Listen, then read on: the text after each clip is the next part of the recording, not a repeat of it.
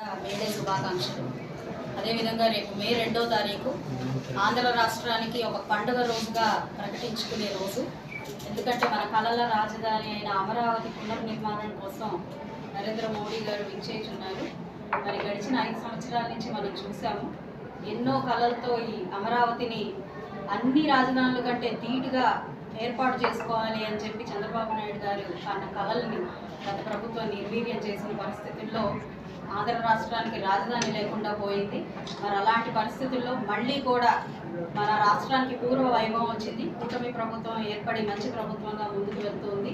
అడుగడుగునా ఇచ్చిన హామీలతో మన ప్రభుత్వం ముందుకు వెళ్తున్న క్రమంలో ఈరోజు రాజధాని ఏర్పాటుకు కూడా ముందు అడుగు వేసి రేపు దీన్ని పునర్నిర్మించుకునే దానికి శంకుస్థాపన చేసుకోవడం జరుగుతూ ఉంది.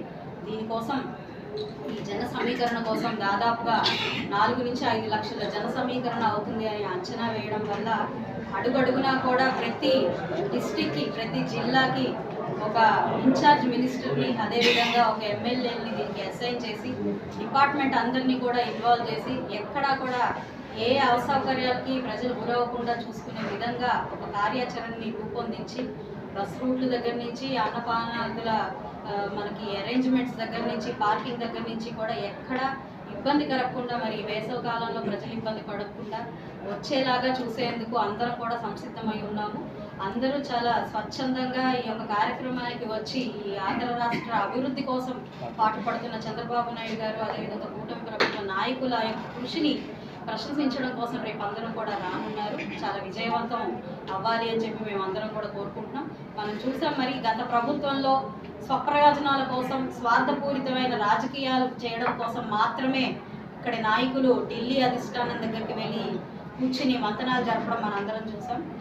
మరి మన కూటమి ప్రభుత్వం ఏర్పడినప్పటి నుంచి కూడా ఈ ఆంధ్ర రాష్ట్ర అభివృద్ధి కోసం ఢిల్లీ నాయకుల్ని ఆంధ్ర రాష్ట్రానికి తరలి తీసుకొస్తున్న మన నాయకుల్ని చూస్తున్నాం. దీన్ని నిబద్ధతతో కూడిన ప్రభుత్వం అని చెప్పడంలో ఏమాత్రం సందేహం లేదు. దీనికి తార్కాణం ఇదే.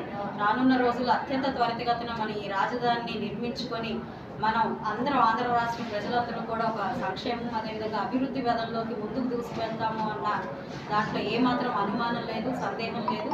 వచ్చే 10 సంవత్సరాలు కూడా మన ఆంధ్ర రాష్ట్రం మిగతా భారతదేశం మొత్తంలో కూడా తలమానికంగా నిలుస్తుంది. ప్రపంచ దేశాలన్నీ కూడా మన ఆంధ్ర రాష్ట్రం వైపు చూస్తూ ఆదర్శంగా తీసుకునే పరిస్థితులు ఇక్కడ నుంచి నెలకొంటాయి. మరి ఈరోజు గుంటూరు పశ్చిమ నియోజకవర్గం నుంచి దాదాపుగా 30,000 మంది ప్రజలందరూ కూడా ఈ రేపు కార్యక్రమానికి హాజరవుతున్నట్లుగా అంచనాలు వేసుకోవడం జరిగింది. మేమందరం కూడా వాటన్నిటికీ బస్సులు, అన్నపానాదులు అందరూ ఎలా చేయాలి అనేది